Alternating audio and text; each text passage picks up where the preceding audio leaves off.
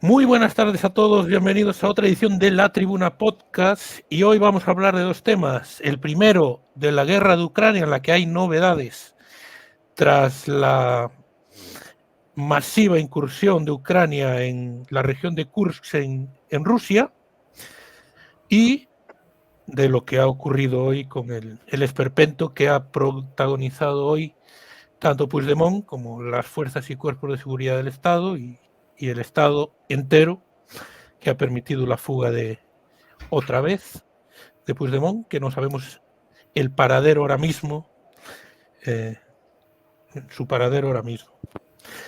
Pero, como decíamos, empezamos con la guerra de Ucrania y Rusia, y antes de entrar en esto que hablaba de esta masiva incursión en la región de Kursk en Rusia, que, según los entendidos, le está dando la iniciativa ya a Kiev en la guerra, ¿cuál es la valoración que hacéis de lo que es la guerra entre Rusia y Ucrania tras la invasión el 22 de febrero del 2022 de Rusia en territorio ucraniano? Javier. Bueno, pues empiezo yo. Buenas noches a vosotros. Lo normal sería, es un placer estar aquí con vosotros, con gente tan puesta, sobre todo en la guerra de Ucrania, pero no es un placer, es un honor, es un pedazo de honor.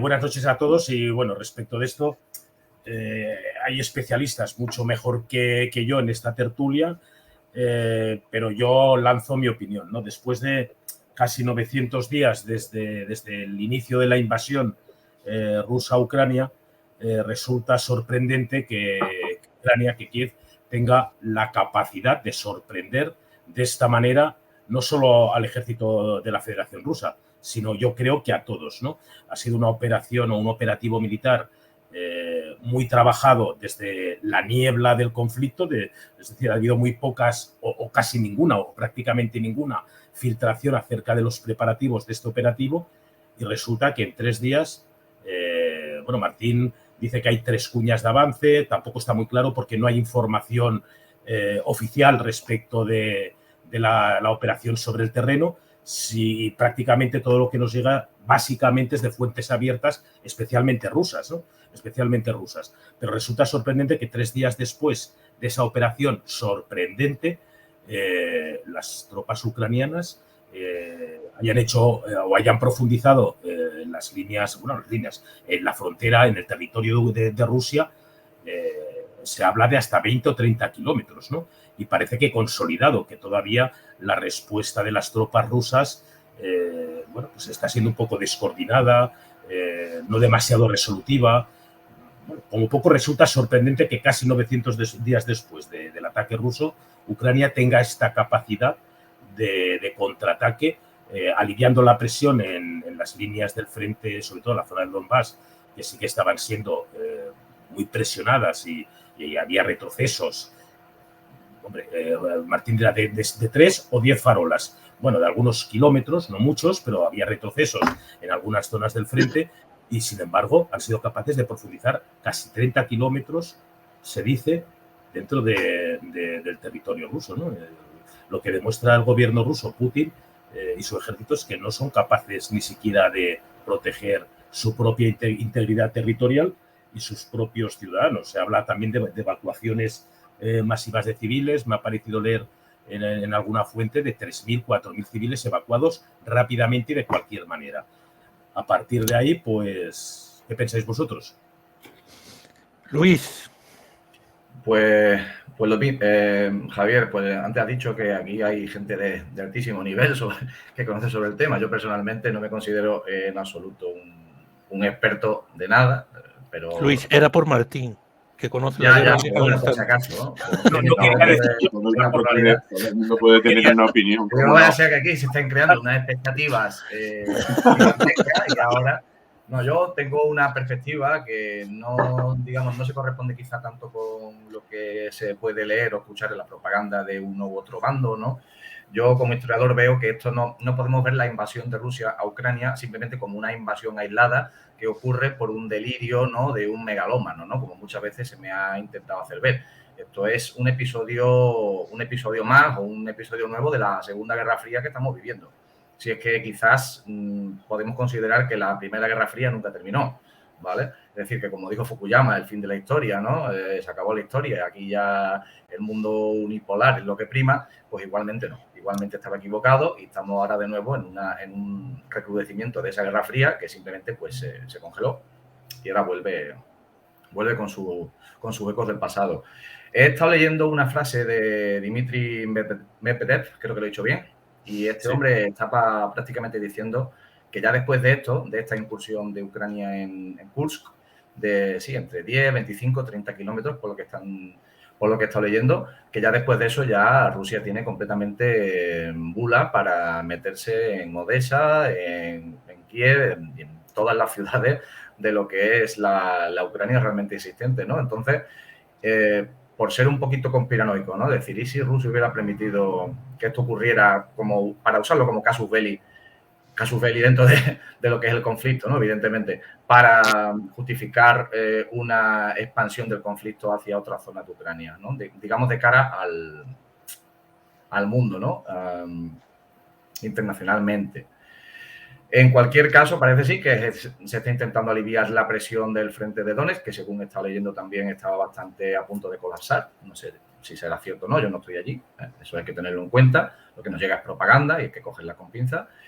Lo que sí es cierto que quizá, bueno, como se está hablando también de negociaciones de paz, ¿no? Incluso creo que el propio Zelensky ha estado hablando de negociaciones de paz. Igual Ucrania en este movimiento audaz, incluso puede también que podamos decir a la desesperada, lo que intenta es tener, digamos, cierta capacidad de negociación, cierto peso en las negociaciones de paz que puedan venir en un futuro, no lo sabemos. Lo que yo me pregunto, quizás no es tan importante cuánto es capaz de adentrarse Ucrania en territorio ruso, sino cuánto tiempo es capaz de mantenerlo, ¿no? Y si eso finalmente pues le servirá para las negociaciones de paz, como dicen. Martín, tu visión o tu resumen de lo que ha sido la guerra en estos casi 2 años y medio que llevamos. Bueno, 2 años y medio no voy a resumir un poco porque sería imposible con lo que llevo dedicado a esto, ¿no? Casi sería enciclopédico. Sí me gustaría hacer 2 cosas. Esta ofensiva que lleva 72 horas no se puede entender sin 2 factores principales. La defensa que lleva haciendo Ucrania desde hace más de 10 meses en el frente del este. Lo digo porque toda esta información, para mí, bastante nivel de propaganda rusa, no nos equivoquemos, porque lo que vemos nos permite saber la verdad, con un poco de retraso, a lo mejor exigiendo un cierto análisis, no simplemente viendo el titular que sacan en Antena 3 durante 2 minutos cada día, que suele ser tremendamente equivocado, digo Antena 3 o cualquier otro medio generalista. Pero si Ucrania lleva 10 meses absorbiendo recursos ofensivos rusos en todo el frente del este, estas ciudades que nos suenan tanto, en Bakhmut, la localidad de Chasiv Yar, toda la zona de Avdiivka, toda la zona de Marinka, que están apenas a 10 kilómetros de las zonas controladas por Rusia desde 2014. Pensemos que está combatiéndose apenas a 15 kilómetros de lo que ya era Rusia al comienzo de la invasión. Bien. La capacidad de Ucrania de absorber recursos rusos, liquidarlos, porque el nivel de pérdidas que está asumiendo Rusia para avanzar, yo digo 2 farolas, a veces ni una, es brutal. Todos los días desde hace 10 meses. Podemos hablar de cifras concretas, porque están publicadas. Solamente en un área en el cual los rusos han avanzado 18 kilómetros en 10 meses. Han perdido más de 1.500 piezas de equipo militar. Para que nos hagamos una idea, es probable que España, el ejército español, no disponga de 1.500 piezas de equipo militar equivalente. Para que nos hagamos una idea de lo que esto representa, ¿eh? Estamos hablando de Rusia, el segundo ejército del mundo. Pero ya te digo, en Europa hay cerca de la mitad de los ejércitos no tienen esa, y lo ha perdido en 10 meses, en 18 kilómetros. Y Ucrania ha sabido defender, como lo lleva haciendo desde hace 2 años y medio, una defensa fuerte, pero flexible, sacrificando espacio y, lógicamente, hombres, porque esto es una guerra y en las guerras muere gente. Pero es una defensa muy progresiva, muy estudiada, porque llevan aguantando, resistiéndose a Rusia 10 años. Y nosotros pensamos que la guerra empezó en 2022. Esta gente lleva aguantando una invasión desde 2014. Y gracias a la capacidad de Ucrania de atraer los recursos de Rusia Rusia, a quien se ha vendido por la misma propaganda rusa como una especie de potencia de recursos ilimitados, nos han vendido la moto de que fabrica 1.500 tanques al año, que tiene unas campas allí en Siberia repletas de tanques que están todos nuevos, y camiones nuevos, y cañones nuevos, y soldados nuevos, que parece que le dan un botón y aparecen 50.000 rusos de 30 años perfectamente adiestrados. Y todo eso es mentira. Y ahora, cuando Ucrania los tiene bien agarrados por la pechera a los rusos y los ha machacado durante 10 meses seguidos, con unas ratios, es decir, con unas proporciones de pérdidas, que donde Ucrania pierde 1, Rusia está perdiendo 7, 10 y 13. Esas son las ratios que se están acreditando todos los días, con fuentes confirmadas. Esto no es que venga uno y nos cuente una milonga, contando tanque a tanque, blindado a blindado, vehículo a vehículo, porque hay gente muy, muy rigurosa que hace estas cosas. Es verdad que no salen en la televisión, pero hay gente muy rigurosa dedicada a esto. Ahora que tiene a Rusia desgastada, no, lo siguiente, está pudiendo entrar, decíais antes, 13 kilómetros. No. Los últimos datos de fuentes rusas, porque los militares rusos hablan por Telegram.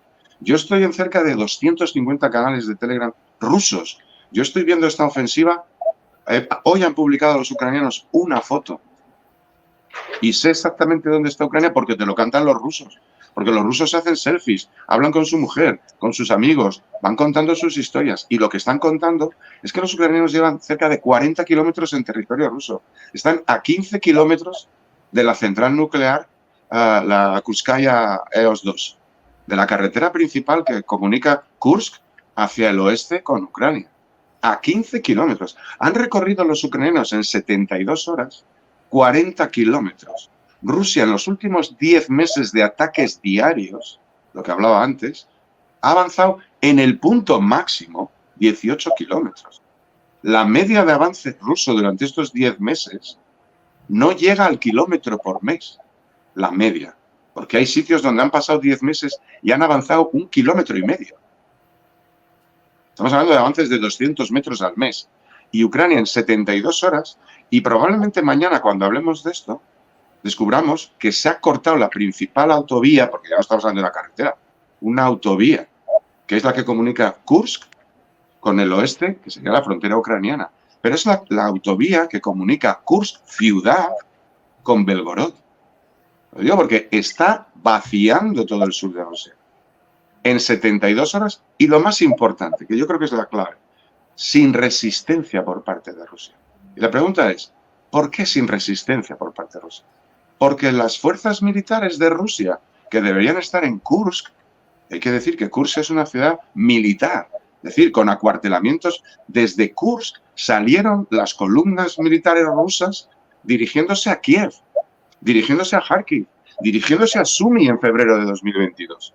¿Dónde están esas fuerzas? Están criando girasoles en Ucrania. Pero están criando girasoles en Ucrania porque hay gente que lleva defendiendo con bastante buen criterio, a pesar de lo que se nos ha dicho, de que el frente se rompe. El frente ucraniano no está en situación de romperse nunca. Nunca.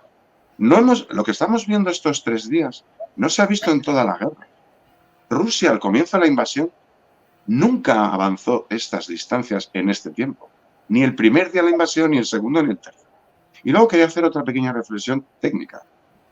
Esto es posible porque Ucrania dispone ahora de algo que no disponía hace un año en la ofensiva del año pasado, que son sistemas antiaéreos modernos, por simplificarlo, Patriots, que permiten proyectar una sombrilla incluso dentro de Rusia, de tal manera, y este es el hecho para mí más relevante desde el punto de vista militar, la aviación rusa, que ha estado bombardeando el frente del este desde las posiciones ocupadas, apenas ha hecho aparición. El primer día tiraron 6 bombas y no se les ha vuelto a ver a los aviones rusos en Rusia, porque si vuelan, caen. Y esos son porque hay sistemas antiaéreos ucranianos que se proyectan 40, 50 kilómetros dentro de Rusia. Y un segundo hecho relevante, pero muy reciente, que parece que se nos olvida rápido. Hace una semana se presentaron 10 F-16 en Ucrania. Esos F-16 no son, la clave no es el nombre, no es si vuelan muy alto o muy bajo. Esos F-16 llevan, al menos por lo que se ha visto, porque se ha podido comprobar, misiles antiaéreos con un rango de acción de hasta 100 kilómetros.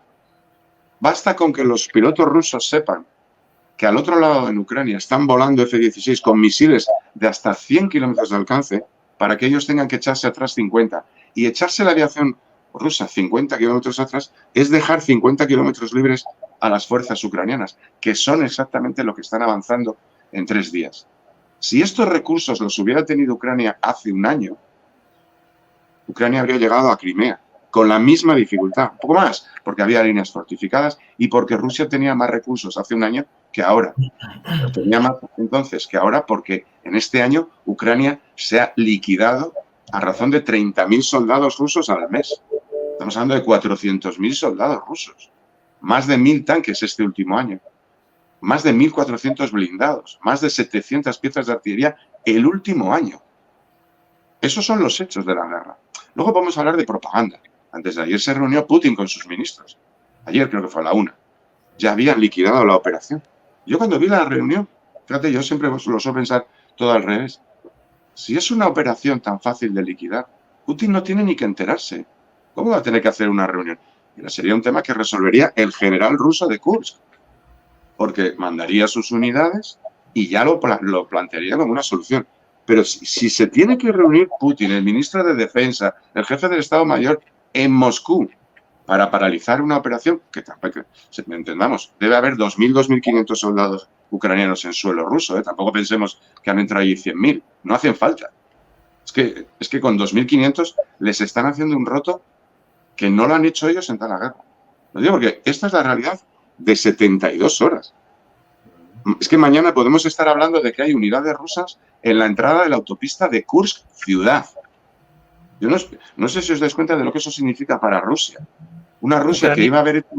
Perdón. ¿Ucranianas o rusas? Porque dijiste que habría... No, fuerzas es muy probable. Rusas, a mí no me gusta hacer apuestas, pero no me voy a equivocar mucho.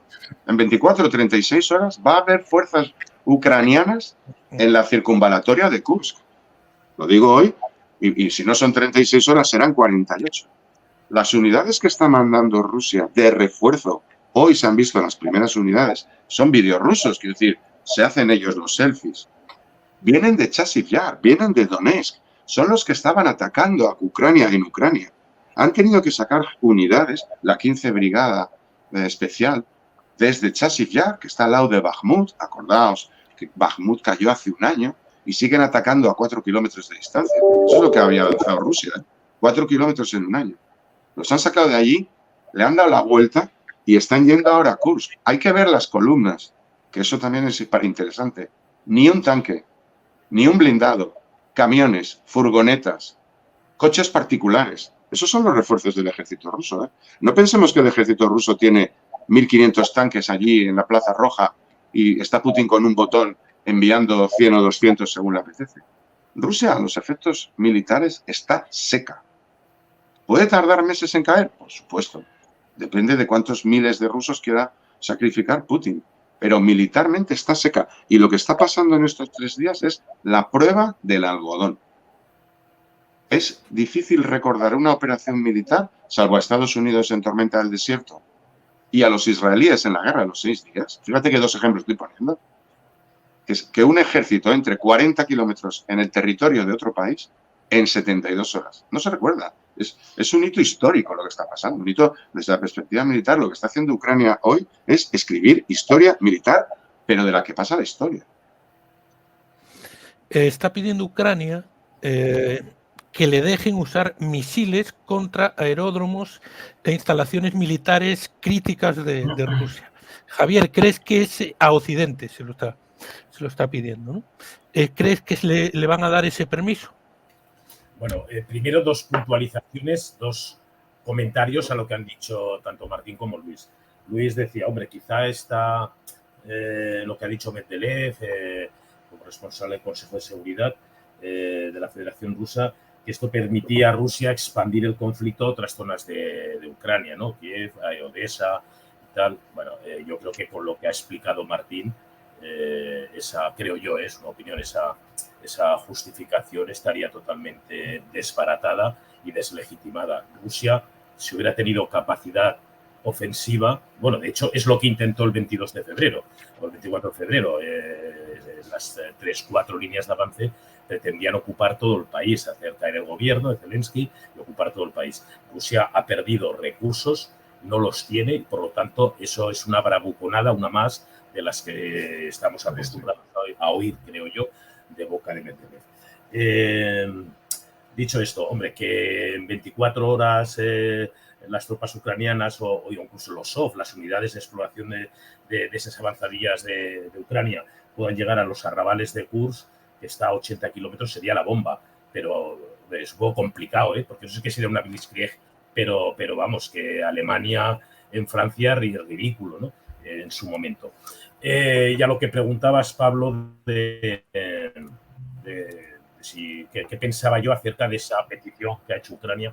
Hombre, está claro que ayer creo que fue Inglaterra, fue el primer ministro, el ministro de Defensa, y bueno, y la representante, creo que esta misma mañana, creo que ha sido la representante, o ayer por la tarde, la representante o la adjunta a Borrell, la representante del alto comisario para asuntos exteriores de la Unión Europea, de Borrell, ha justificado, ha legitimado esta operación ucraniana en territorio ruso.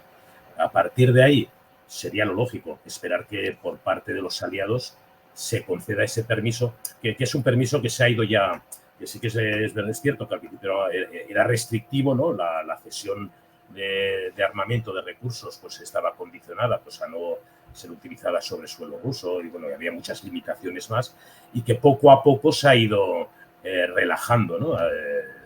Y de hecho ahora ya Alemania, Inglaterra, Estados Unidos han autorizado a Ucrania a utilizar algunos de esos recursos sobre territorio ucraniano. Sería lo lógico, porque el principio de legítima defensa, el principio del derecho internacional, justamente permite a un país atacado defenderse no solo en su territorio, sino sobre el territorio de la potencia atacante, ¿no? Sería lo lógico esperar que se concediera ese permiso y, por lo tanto, que Ucrania pueda acabar de consolidar esa ocupación de parte del territorio ucraniano. Si la finalidad de esa ocupación, de esta operación, es tener unas mejores cartas, unas mejores bazas para una eventual mesa de negociación, como decías tú, Luis, hombre, yo no lo creo que esa sea la finalidad. Tampoco alcanzo a ver cuál sea la finalidad real de esta operación. No lo alcanzo a ver. Pero tampoco creo que el gobierno de Zelensky esté por sentarse a una mesa de negociación en la que Rusia, Putin, solo va a pretender consolidar las ganancias territoriales que ya tiene desde el inicio de la operación de la invasión o desde el 2014. No acabo de verlo, pero bueno. A partir de ahí os escucho atentamente para aprender un poquito más. Luis, ¿crees que le darán...? Pablo, perdona, un segundito. Sí, sin problema. Porque me lo han pedido, no me lo han pedido explícitamente, pero casi. Un saludo especial para el Team Brujitas, que ya saben quién son de Twitter, que son unas fenómenas. Ya está, dicho esto, adelante, perdonad. Perfecto. Luis, ¿crees que le darán el permiso para utilizar misiles contra esos puntos críticos rusos? Sí, yo no veo por qué no. Es decir, no, la tendencia es armar Ucrania y facilitarle la defensa y el contraataque. De hecho, Zelensky, el alto mando ucraniano, tiene hasta noviembre para conseguir avances, ¿no? Yo creo que también un poco estos ataques a la, entre comillas, desesperada, ¿no? Porque sí que es verdad que parece cierto que es un auténtico hito, ¿no? Meterse 30 kilómetros en territorio ruso. Es verdad que Rusia es el país más grande del mundo, evidentemente no es lo mismo 30 kilómetros en Rusia que 30 kilómetros en Malta, ¿no? Por ejemplo, pero sigue siendo un hito para unas fuerzas armadas ucranianas que, ya te digo, dependiendo de dónde leas información, te da la sensación de que eso se está desmoronando, de que eso es un moridero, en fin, es que depende, ¿no? Depende de las fuentes que consultes. Entonces yo por eso valoro mucho el trabajo de gente como Martín, ¿no? Que aunque tenga una visión particular, pero sí que es verdad que es muy exhaustiva, ¿no? Y ofrece datos muy exhaustivos y es de agradecer. Yo creo que Zelensky tiene hasta noviembre para hacer méritos, digamos, y para llevar a cabo todo tipo de acciones a la desesperada, audaces, para consolidar la posición de Ucrania de cara a un posible abandono por parte de Washington si Donald Trump gana las elecciones, ¿no? Entonces eso sería, yo creo que de ahí un poco la urgencia y de ahí un poco esa necesidad de tenemos que hacer algo, ¿no? No podemos seguir siempre a la defensiva, tenemos que conseguir, en fin, avanzar, básicamente. ¿Ok? Lo dejo bien claro, pero yo creo que los tiros van por ahí. Es decir, ahora hasta que llegue noviembre vamos a ver concesiones a Ucrania para que siga consiguiendo hitos militares contra Rusia de cara a una posible victoria de Trump y ese desentendimiento de Washington respecto a lo que es la guerra, ¿no? La invasión. Un par de precisiones, lo digo para no... A ver, depende de la información que leas, sí. Yo llamo información a datos objetivos y análisis inteligentes. Si hay un señor, por muy coronel y por mucho que salga en la televisión, que dice que hay 1.500 tanques allí en unas campas soviéticas, pero no nos ofrece el dato concreto, la foto, la geolocalización, eso no es información, es fabulación. Otra cuestión, ¿30 kilómetros son muchos en Rusia? Sí. Pero es que no estamos hablando de conquistar Rusia, estamos hablando de quebrar el ejército de Rusia. Y el ejército de Rusia no está en Vladivostok, ni está en Murmansk, ni está en Moscú. El ejército de Rusia, en su 80%, ejército operativo, los guardias de la tumba de Lenin obviamente están en la tumba de Lenin, pero esos no me preocupan. Están simplemente donde se despliega el ejército ruso en Ucrania. Lo estamos viendo. Ningún ejército moderno, ninguno, probablemente ni el ejército americano es capaz de hacer esto si los rusos estuvieran en su territorio. Es que no están haciendo una operación desesperada o con urgencia. No. La audacia no tiene nada que ver con la desesperación. Esta es una operación brillante y audaz, pero perfectamente planificada. Cualquiera que vea el mapa se da cuenta que han hecho meses, probablemente semanas, probablemente meses de planificación, de guerra electrónica para que todo ese despliegue militar no solamente no lo supiéramos nosotros, porque ningún soldado ucraniano ha sacado un selfie ni nos ha contado dónde estaba echando petróleo en la gasolinera de Sumi. Pero es que los rusos, con sus drones, sus aviones y sus DRG, sus fuerzas de reconocimiento, tampoco sabían nada. Pero no es una opinión mía. Los últimos 4 días demuestran que los rusos no se esperaban nada, porque no tenían nada para defender la frontera. Ni la frontera, por supuesto, ni lo que hay detrás de la frontera. Es que han apresado a 50 soldados en el puesto fronterizo, ha habido combates con fuerzas parapoliciales en determinados pueblitos de la zona y no hay nada. Hemos visto de Rusia 2 tanques, 2 helicópteros y el primer día unos bombardeos de aviación que no se han vuelto a ver. Eso es todo lo que tiene Rusia de Kursk. Insisto, no estamos en Samarra metidos en Siberia. Estamos hablando de Kursk. Kursk es un eje, es Moscú, Kursk, Belgorod, Rostov. Ese es el eje norte-sur de Rusia. Existe otro eje de Rusia, que es el eje occidental. Moscú, Orel, y ya estamos en Bielorrusia y comunicas con Europa. Y San Petersburgo. Esa es la Rusia importante. Podemos hablar de las regiones de Siberia, pero aquí estamos en la lucha de la Rusia europea. Y en Rusia no tiene ejército, lo tiene desplegado y siendo laminado desde hace 2 años y medio en Ucrania. Y la prueba, esto es una opinión que hemos manejado muchos durante mucho tiempo. Yo tengo tweets diciendo, donde hay que golpear a Rusia es donde no está el ejército de Rusia. Pero para que el ejército de Rusia no esté en Rusia, hay que atraerlo a Ucrania y agarrarlo. Y ahora mismo, el ejército de Rusia, si se mueve en Ucrania, se les cae el frente en Ucrania, como se les está cayendo en Kursk. Es que tiene un dilema. ¿Qué sacan ahora? 30.000 soldados de Avdiivka. ¿Y cuánto creéis que va a tardar Ucrania en empujar en Avdiivka 40 kilómetros? Es que es una cosa que se llama la manta corta. Si tú tienes un número limitado y menguante de soldados y equipos que eran modernos hace 3 años, y ahora son chatarra andante. Podemos hablar de datos concretos, porque los rusos están perdiendo un 17% de tanques que dejaron de estar en servicio hace 30 años, que fueron fabricados hace 60 años. Están perdiendo cerca del 20% de sus tanques. No están fabricados en los 90. Hablamos de T-62 que ya estuvieron en Praga. en Praga en el 68. Es el 20% de las pérdidas rusas, porque es probablemente el 20 al 25% de los tanques que usa Rusia. Tanques que deberían estar en una chatarrería desde hace 3 décadas y que estaban, pero están volviendo a las chatarras. ¿Por qué vuelven de las chatarras? Porque no tienen otra cosa. Y llevamos meses viendo eso todos los días. Estamos viendo a soldados rusos andando al combate. En el ejército ruso, cualquiera que conozca el ejército soviético y ruso posterior, soldado de infantería nunca va a pie. Pero es que no van a pie ni los paracaidistas. Es un ejército mecanizado al 100%. Y llevamos meses que van andando en moto, que van andando en coches civiles, que van andando a pie. Hemos visto gente en patinete eléctrico, en frente de combate, yendo al frente en un patinete, porque ya no tienen sus blindados. ¿Y dónde están sus blindados? Destruidos. Pero es que eso es una labor. Los tanques no se destruyen dándole solo un botón. Hay que estar destruyendo muchos blindados, muchos días, muchos camiones, muchas piezas de artillería. Han sacado a desplegar ahora, hace 6 meses, 4 meses, piezas de artillería que estaban fuera de servicio del ejército ruso desde 1954. Había muerto Stalin y el ejército de la Unión Soviética dio de baja esos cañones de 130.000. Los dio de baja al año siguiente de morir Stalin. Fijaos lo que estoy diciendo.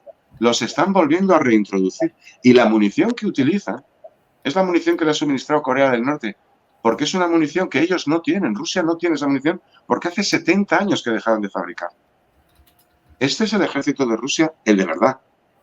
Esos son los datos, los que vamos viendo todos los días desde hace semanas. Y cuando se acumulan esos datos, es ahora. Ahora es fácil decir, anda, el ejército de Rusia, ¿dónde está?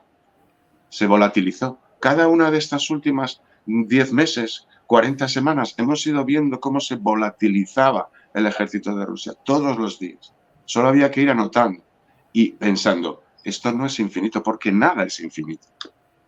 Entonces, Martín, una preguntita que me viene a la mente. Si Lituania, Letonia y Estonia quisieran, ¿podrían invadir Rusia sin problema? Sin problemas. Si Polonia quisiera, o sea, yo te lo digo, o sea, no creas que yo no soy el partido de la guerra, yo no quiero que nadie entre en Rusia, engañarme, ¿eh? Yo soy una persona, pero por convicción, que creo en las fronteras, creo en la propiedad privada, no me gusta que alguien entre en mi casa por la ventana, lo creo, pero desde que tengo 15 años. Hombre, Lituania hay que pensar que tiene un ejército, probablemente tenga un ejército de 8 o 10.000 personas. Vamos a poner un país un poco con mayor sustancia, Polonia es un país como España, ¿no? 40 millones de habitantes, una economía mediana, no es ninguna superpotencia, nunca ha invadido a nadie. Si Polonia suelta un latigazo en la frontera Bielorrusia y entra, llega a Moscú, pero cuenta que llega a Moscú en 3 semanas. No hay nada. Y no solo no hay nada, entendedme. Cuando yo digo no hay nada, no significa que no haya un cuartel con 2.000 soldados. Un ejército para operar es algo más que tener 2.000 soldados. Yo estaba viendo ahora mismo un vídeo ruso, es una columna de gente que viene de Chasiv Yar, en Ucrania, que teóricamente deberían haber entrado en Chasiv Yar el 9 de mayo. Eso es lo que se prometieron ellos a sí mismos. Hablo de sus propias promesas, ¿eh? Estamos a día 8 de agosto y siguen sin haber cruzado el canal de las afueras. Bueno, y ves en la columna, y fijaos el detalle, yo lo acabo de publicar porque merece la pena. Son camiones viejos de hace 40 años, estas furgonetas, las bujancas, que son viejas de hace 60 años, coches civiles. Curiosamente hay un coche que es un Porsche Cayenne, el del jefe del batallón. Son coches civiles, prácticamente. En este caso es una 15 brigadas, son gente de Donetsk, locales. Ahora están integrados en el ejército ruso. Lo que antes llamábamos prorrusos o separatistas. Rusos, porque son rusos. ¿No te parece raro que un ejército se despliegue por las carreteras con vehículos particulares? ¿Tú te imaginas que el ejército español fueran cada 4 o 5 soldados con el coche suyo, algún camión, y el coronel del ejército español llevara un coche de 100.000 euros? Eso ya nos revela que hay algo que no funciona allí, porque los ejércitos no funcionan con coches privados. Y el jefe de un regimiento que apenas tienen munición porque llevaban un cañón del año Catapum y no llevaban más, no tiene por qué tener un coche de 100.000 euros. Yo no conozco muchos coroneles que se mueven por la calle con coches que valen más que casas enteras. Este es el problema de Rusia. Lo que pasa es que Rusia lleva vendiendo una fachada propagandística décadas. Lo sigue haciendo, ¿eh? A ver, que hace 2 días han entregado a Putin la confirmación final del espía que todos sabíamos lo que era. que no es que fuera espía porque se dedicaba a mirarle la agenda a no sé qué opositor, eso es lo menos importante. Si la agenda de ese opositor la conoce Moscú perfectamente de mano, pero estaba haciendo otra labor, que es la labor de la propaganda, es crear relatos para que al final todos aquí nos creamos las ficciones Rusia, que son, tenemos el ejército más poderoso del mundo, vamos a llegar a Kiev en 3 días, nuestras armas son imbatibles, tenemos recursos infinitos, Zelensky es un cocainómano, los ucranianos son nazis. Es decir, toda esa parafernalia, hay gente que las repite y las repite porque forman parte de una estrategia comunicativa. Y esa estrategia comunicativa, pero que lleva décadas, porque es una heredera de la Unión Soviética, ha creado un gran trampantojo este ejército de Rusia, que hay gente que dice, pues no llegaron a Kiev en 3 días. Yo, y lo tengo tuiteado, no me avergüenzo porque era una cosa evidente, cuando vi al segundo día lo que estaba desplegando a Rusia, dije, esto no es más que la Rusia de siempre. Yo he visto a Rusia en Georgia en 2008 y no ha cambiado en nada. Y empató con Georgia en 2008. Hoy se cumple precisamente, hoy, 8 de agosto del 2008, los rusos entraron en Georgia. No tenían ni comunicaciones en las mismas columnas. Utilizaban teléfonos de los periodistas y corresponsales rusos que acompañaban a las columnas para dirigir su propia artillería. Eso lo he visto yo en persona. No me lo tiene que contar ningún experto ni nadie. Lo he visto yo. Entonces, conociendo ese ejército, sabes que todo este rollo de los misiles hipersónicos, los BTGs, los tanques armatas y toda esta parafernalia de propaganda es falsa. Y la prueba es esto. Y añado, porque esto no va a acabarse mañana, salvo que Putin le entre el pánico y diga a negociar ya, que tampoco hay que descartar. Esto va a ir a peor para Rusia. Esto no es una operación RAI, los ucranianos se van a ir mañana. No. Es que los ucranianos se han dado cuenta que han mordido en blando. Pueden hacerlas más gordas. Y va a crear desequilibrios en el despliegue ruso. Rusia no está acostumbrada a que le ataquen 50 kilómetros, 40 kilómetros en su territorio. Y esto sale en los telediarios de Rusia, porque ahora lo pueden contener porque son 4 días. Pero cuando aparezca una columna mecanizada ucraniana en la principal carretera de este a oeste, en Kursk no estamos hablando de un pueblecito perdido de Ucrania. Esto no es hablar de un pueblo perdido en el Bierzo.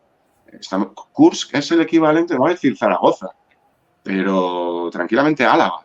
Que te aparezcan los que teóricamente debían haber desaparecido y llevan perdiendo la guerra 2 años y medio y no tenían soldados y ya no les quedaban Leopards y no tienen nada, que les aparezcan en las puertas de Kursk, eso rompe el relato de Rusia, lo hunde en la miseria. A ver cómo lo explica Putin a sus ciudadanos. El año pasado tuvo que explicarles que un tal Prigozhin, el de Wagner, cogió 10 camiones, 20 tanques y se recorrió desde Rostov a Moscú. Fue un aviso. Si es que Prigozhin marcó el camino. Se recorrió Rusia sin oposición. 1.500 tíos con camiones y los tanques encima, sin desplegarlo. Cualquiera que vio aquello, los ucranianos tontos no son, dijeron, no hay nada detrás de la frontera. Yo estuve tuiteando eso durante semanas. Detrás de la frontera no hay nada. Míralo. Porque está en el otro lado. Es que es una manta corta. Bueno, sí. Además, yo sé que lo digo con mucha rotundidad, pero no lo digo porque lo crea. Yo, la verdad, que no soy un creyente, no soy una persona de fe, soy una persona de datos. Por eso hago lo que hago y por eso cuando me cuido mucho de decir se han destruido 5 tanques, si solo he visto 4. Digo, 4, probable 5. Yo soy así, es un método de trabajo, por eso no me equivoco mucho. Esto es el resultado de todo lo anterior. Esto no lo podríamos haber visto hace un año, porque hace un año Rusia tenía 1.200 tanques más, pero esos ya están quemados, están achatarrados. Y digo tanques por utilizar el tanque no deja de ser la primadona del campo de batalla, ¿no? Pero podríamos hablar de camiones, de soldados, de cañones, de lo que queráis. Está todo contado, todos los días. Y hay quien nos lleva vendiendo el que el frente ucraniano está a punto de romper porque los ucranianos se han retirado 200 metros. 200 metros es despreciable en cualquier guerra. Es parte de la defensa, 200 metros, 2 kilómetros, 3 kilómetros. Eso forma parte de, casi diría, de la zona gris. En el frente del este, donde llevan combatiendo 10 meses, la zona gris son 8 o 10 kilómetros. Porque es el rango de acción de los drones. En esos 8 o 10 kilómetros, cualquier posición es provisional, porque en cualquier momento cae un dron. Luego, los dos ejércitos están prácticamente a 7, 8 kilómetros el uno del otro y se mueven. Pero no hablamos de 40 kilómetros en 3 días. Esto es brutal. Y esto pasará a los anales de la historia militar. Javier, ¿qué querías ahí? No, Perdón, es que lo explico todo muy largo. Sí, un poco rollo pegas, eres así. Ya lo sé. Es que me gusta que tenga un contexto, la verdad, lo siento. Pero solo tu contexto, coño, no dejas meter cuchara, las natillas para ti. Pero bueno, está bien. No, quería decir que sí, que este relato que mantiene Putin, la Rusia de Putin, es un relato heredado de la Unión Soviética y ya les pasó lo mismo cuando en los años, la década de los 30-40, presumían de ser no el segundo, el primer ejército del mundo. Y el 22 de junio del 41, cuando Alemania atacó a la Unión Soviética, se encontró que era un bluff. Es el relato de siempre. La Segunda Guerra Mundial, ellos en Rusia la venden como su gran victoria frente a Alemania y los nazis, cuando en realidad esa victoria se debió a los recursos que, por la ley de préstamo y arriendo americana, recibían de Estados Unidos sobre todo, ¿no? Si no, no hubieran hecho nada. O sea, si Putin no recibe recursos y ni Corea del Norte, ni Irán, ni China seguramente es mucho más prudente que esas otras dos naciones, están capacitados como para darle recursos para sostener este conflicto mucho más tiempo de forma que puedan mantener el frente. Ya no digo avanzar, de forma que lo puedan mantener. Esto se va al garete, no voy a decir en 4 días, Luis, pero esto no tiene mucho recorrido. No tiene un recorrido victorioso para la Rusia de Putin, vamos. Y está claro que esta operación demuestra, una vez más, lo que dice Martín, que Rusia en realidad es un bluff, militarmente hablando. Podía haber sido mejor o más potencia hace 2 años, pero los ucranianos le han consumido, le han laminado, es la palabra que usa Martín, ¿no? Han laminado los recursos, los efectivos militares rusos. Rusia no tiene... Sería como el Vietnam, ¿no? El Vietnam de los rusos, ¿no?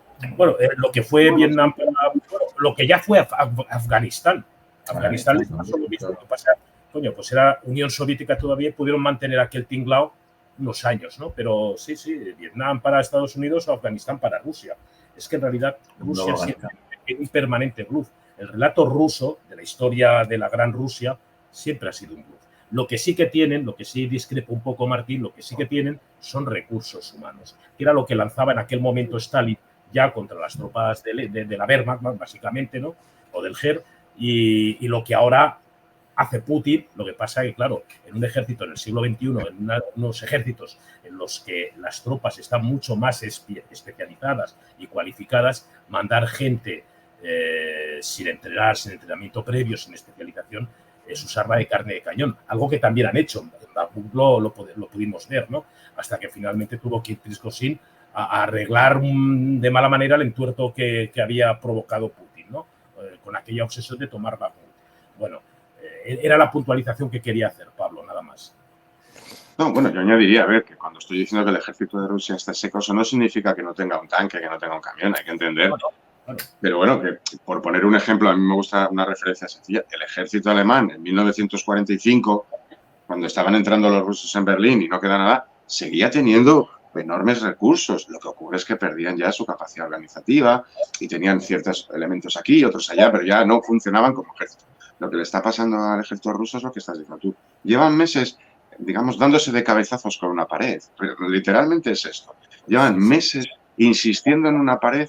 Claro, es evidente que si tú das cabezazos en una pared, en algún punto sí haces una muesca, ¿no? El yeso en algún punto cede. Pero todos sabemos que la pared va a tardar mucho más en romperse que tu cabeza. Eso es literalmente lo que le ha pasado al ejército ruso. Y ahora cuando le han preguntado, oye, ¿dónde tienes para defenderte aquí? Él tiene todavía la cabeza metida en ese muro y ya no le queda un chichón donde golpear, ¿no? Y ese es el problema. Y yo creo que eso no es casual. Es decir, Ucrania ha sabido mantener la línea y yo creo que además son víctimas de su propia estrategia. Este lema de Rusia avanza. Han sido capaces, para mí negativo, ¿no? Pero de sacrificar diariamente cientos de soldados y blindados diariamente. Es que son cifras tremendas para poder vender un relato de Rusia avanza. Es verdad que ese relato está condicionado porque si tú justificas que avanza, significa que Ucrania retrocede y se produce una presión sobre Ucrania para que se siente a negociar. Es un esquema hasta cierto punto interesante. Es decir, ellos mismos eso lo conocen como medidas activas. Forma parte de una estrategia de información militar rusa que está escrita en todos los manuales, digamos. Entonces, pero ellos son víctimas de esa propia estrategia. Para poder obligar a Ucrania a, digamos, a reconocer una cierta debilidad, se han debilitado tanto que ahora los débiles son ellos y lo van a pagar. Martín, ¿qué ocurriría si si Ucrania se hace con Kursk? ¿Cuáles serían las consecuencias que tendría para la guerra? Vale, desde el punto de vista militar, si miráis un mapa, al final, digamos, la conexión básica norte-sur rusa, estamos en Rusia, sería Moscú, bajas a Kursk, Kursk-Belgorod, y luego hay una especie, bueno, también hay otra vía, pero que va por detrás de Ucrania, que es la que alimenta hasta Rostov. Por decirlo de una manera, para que lo entendamos todos, porque ya lo hemos visto, cuando Prigozhin hace un año se levantó contra Putin, estaba en Rostov. De Rostov cogió una autopista, desde Rostov hasta Belgorod, Belgorod-Kursk, Kursk-Moscú. Esto fue la ruta de Prigozhin, digámoslo así. Claro, si Ucrania llega, no hace falta que tome la ciudad, entendamos, o que cortes las autovías circunvalatorias, ya has hecho el efecto. Cortas Rusia en dos, cortas Moscú de Rostov, cortas Kursk de Belgorod. Es que es cortar toda la línea logística rusa, no es broma, ¿eh? Puede sonar a gran operación de mariscalada, pero lo que estamos viendo estos días tiene toda la pinta, ¿eh? Sí. Eso desde el punto de vista militar es una hecatombe, pero yo creo que aquí hay una perspectiva sobre todo política. La guerra no deja de ser la otra. Los rusos descubriendo por segunda vez en 2 años que alguien que viene armado por Rusia es incapaz de ser parado por el ejército de Rusia, cuando les había prometido su líder soñado que iban a estar hace ya 2 años en las fronteras de Polonia y probablemente amenazando Estonia, Letonia y Lituania. Eso es un golpe muy duro, porque ahora no es un mercenario ruso que se ha rebelado contra su señor, no, son esos jojols, digamos esa terminología despectiva que utilizan los rusos con respecto a los ucranianos, que parece que son menos, son los jojols los que han entrado en Rusia y se han colocado, si llega el caso, en el corte de Kursk, que están partiendo Rusia en dos, ¿eh? Eso es un impacto emocional en Rusia muy grande y un fracaso absoluto de Putin. Y lo más gordo es que, ¿y qué recursos tendría? Tiene que sacarlos de Ucrania. Luego, todo lo que quiera llevar a defender la madre patria, lo va a tener que sacrificar en debilitar el ejército ruso en Ucrania. Con lo cual... ¿Qué piensas? ¿Tú crees que la caída, porque creo que en la parte occidental ya hay tropas ucranianas de Zuzja, de donde está el grifo del gasoducto del gas ruso que nos entra en Europa? ¿Esto puede caer en las próximas horas? Si cae, se corta el grifo, se cierra el grifo. ¿Qué consecuencias crees que puede tener esa...? Bueno, la zona esa de bombeo, digamos, ya la tomaron hace 2 días, digamos. Es la zona justo donde está la frontera, hay una instalación muy grande que es un contador y zona de bombeo, pero bueno, que el gasoducto recorre. El gasoducto no lo ha tocado nadie. Si os fijáis, hay imágenes además de la zona fronteriza donde se produjeron los combates, al otro lado de la carretera. Realmente está a 300 metros, está una instalación, se ve además perfectamente por Google, quiero decir, no hay, se ve, está intacta. Hay que entender que nadie es tan tonto como para quemar algo tan valioso, ni los ucranianos ni los rusos. Pensad que durante estos 2 años de guerra, en los cuales ellos, las dos partes, se han matado con una hazaña pocas veces recordada, el gas ha seguido fluyendo. Es decir, es que se puede dar la paradoja, y no lo descarto, porque al final la economía es así. Que estén los ucranianos en Kursk, una revuelta en Moscú, y el gas siga fluyendo a Europa, porque al final el gas es dinero también para Rusia, y Rusia necesita dinero. Aunque sea el dinero de Orbán, o el dinero de Eslovaquia, me da igual, o le paguen 4 duros, es decir, necesita ese dinero. Y si fluye el gas... ¿No tendría sentido que Ucrania cerrara el grifo? Justamente yo no lo veo. ¿Para qué? ¿Para qué? A Rusia, ¿no? Bueno, pero en la pérdida, digamos, yo creo que los compromisos de Ucrania, bueno, y aunque lo cerrara, tendría que compensar. Al final piensa que todo esto depende de contratos muy blindados. Es decir, si Ucrania corta, salvo que alegase una fuerza mayor, que los demás tampoco son tontos porque sabe que está ahí, Es decir, daría lugar incluso a, no sé, me imagino, pues a la empresa nacional de gas de Eslovaquia metiéndole un pleito multimillonario a Ucrania porque ¿quién es usted para cortar el gas cuando tengo la prueba, digamos, los datos de que Rusia sigue bombeando gas? No sé, entramos en una cosa que yo la verdad no soy experto, pero que entiendo que si durante 2 años de guerra el gas ha fluido y nadie le ha dado por cortarlo, no le veo el sentido a que ahora mañana corte Ucrania. Lo que pase, que tampoco sé la cantidad exacta que pasa. A mí lo que no me cuadra de todo esto que habláis, ¿no? Digo que no me cuadra porque realmente no me cuadra.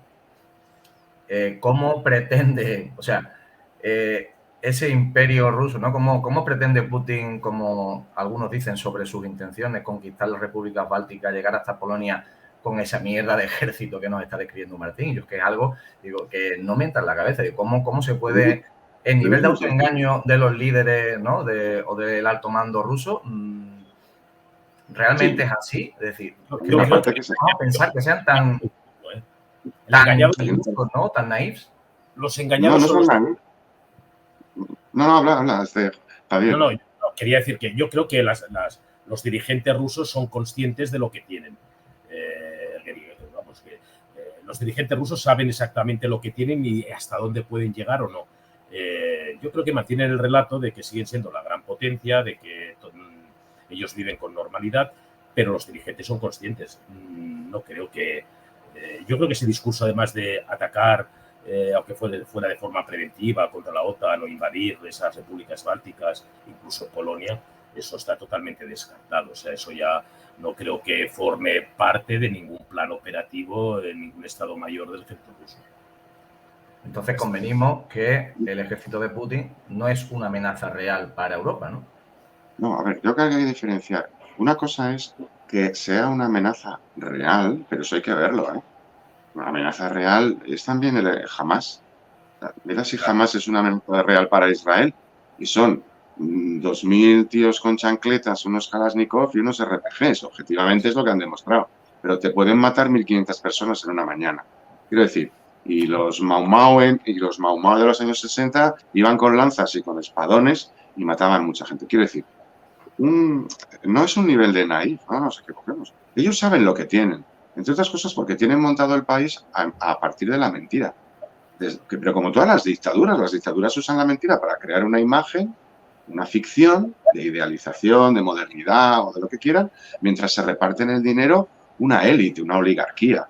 Y eso significa que el dinero que iba a ir para unas cosas no llega a esas cosas. Si tú gastas mucho dinero en renovar un buque como el Kuznetsov, que habría que haberlo hundido hace 30 años y construir uno nuevo, pero que les sale rentable, porque hay mucha gente que come de eso, igual, o gente importante, no me estoy refiriendo a un tornero fresador, al final se pierde.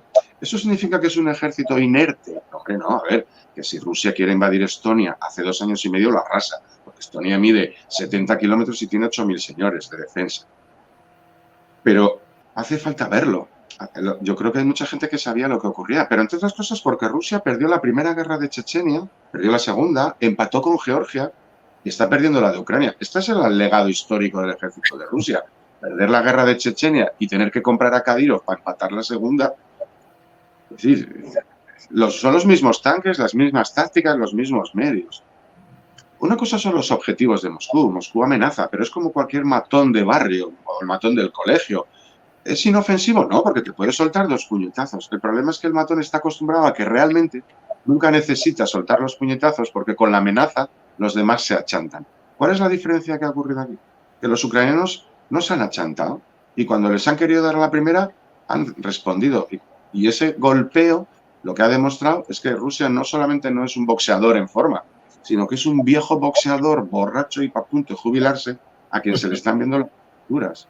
Sí, yo utilizo un poco esta idea, pero eso no significa, a ver, vamos, que mañana puede lanzar 15 aviones en plan suicida y bombardear Kiev otra vez. Eso no es un ejército inerte, pero es un ejército que en vez de atacar a las unidades militares ucranianas, ataca a los civiles para ver si así la cabeza política de Kiev se rinde. Ataca a civiles, eso lo hemos visto a lo largo de la historia.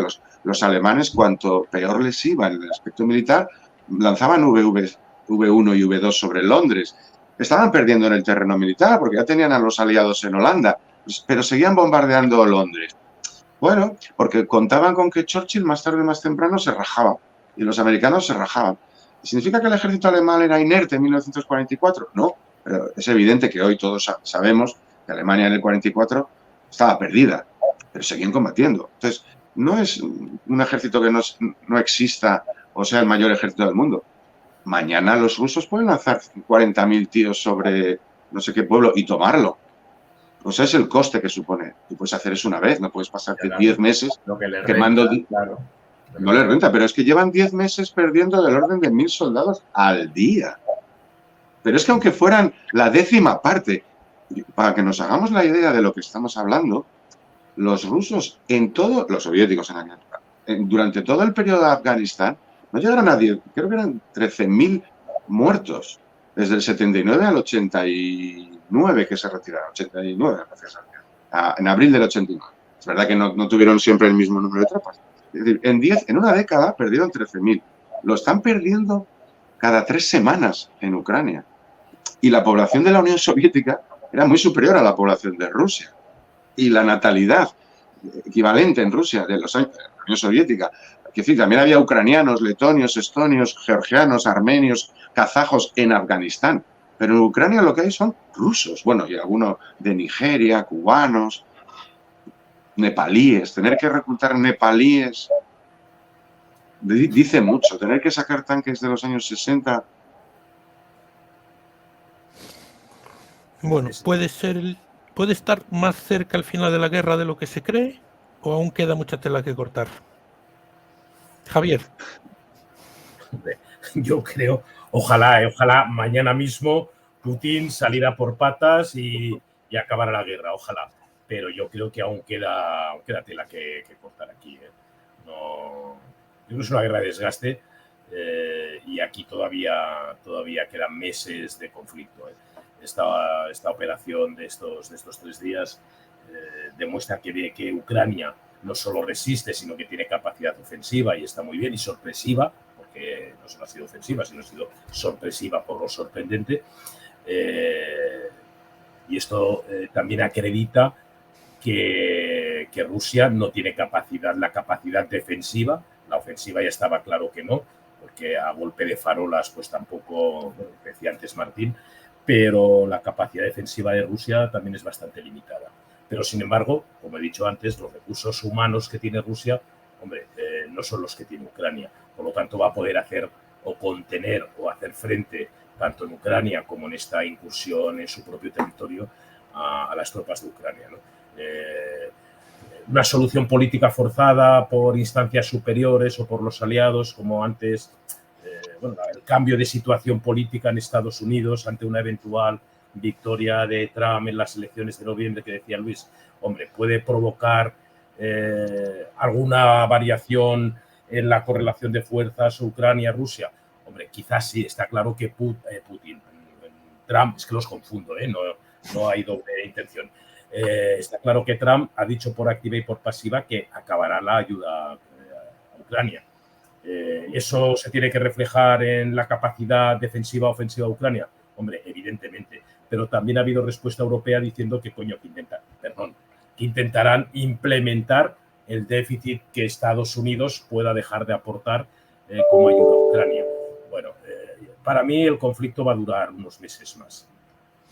Luis. Yo lo que temo es que, evidentemente que el conflicto siga escalando, ¿no? Porque yo no veo precisamente a Vladimir Putin uno de esos líderes que se achantan y se echan para atrás. Entonces, estamos hablando de que si realmente la situación es tan catastrófica como Martín lo expone, con tanto detalle, ¿verdad? Y con una forma tan clara, temo que Putin pueda dar el salto a un siguiente nivel, ¿no? Eso es lo que a mí más me asusta, de que realmente seamos testigos de una suerte de guerra nuclear o de una tercera guerra mundial, con las consecuencias que eso podría traer, ¿no? para todos nosotros a nivel económico, y es por eso por lo que siempre he criticado, me llamaban putinejo, realmente no es así, siempre he criticado el apoyo masivo, ¿no? Tanto de Estados Unidos como de la Unión Europea como de la OTAN a Ucrania,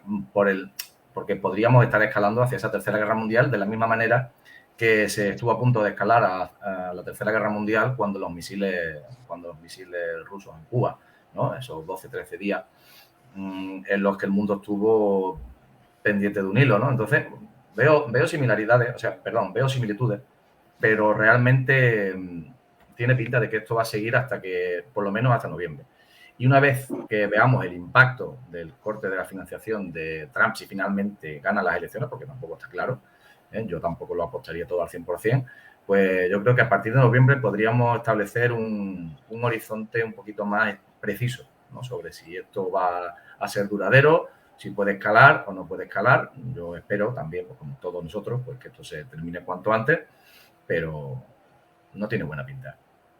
Yo, si me permitís, antes de que Martín dé su explicación mucho más exhaustiva, yo creo que el riesgo de la escalada nuclear táctica, que no tiene nada que ver con una escalada, bueno, como esa crisis de los misiles de Cuba en los años 60, yo creo que eso es algo que es una eventualidad plausible desde el primer momento.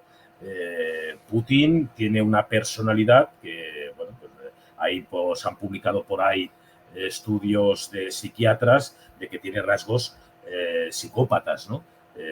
Claro, un personaje así, con un segundo no, pero con personajes en su corte, como Medvedev, que es uno de los principales instigadores de esa escalada nuclear táctica, porque no creo que...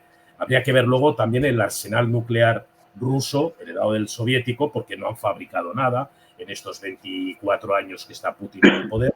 Qué capacidad ofensiva real tienen, si funciona, no funciona, qué mantenimiento han tenido, si se han vendido los interiores de esos misiles, los responsables que han ido discurriendo a lo largo de los tiempos por esos hilos. Una escalada nuclear táctica con una utilización muy concreta, con un radio de afectación de 10, 20, 30 kilómetros como mucho, seguramente menos. Pues hombre, yo creo que eso ha sido algo plausible, no sé, Martín, ha estado encima de la mesa siempre, tanto por el Estado Mayor ucraniano como posiblemente también por los de la OTAN, ¿no?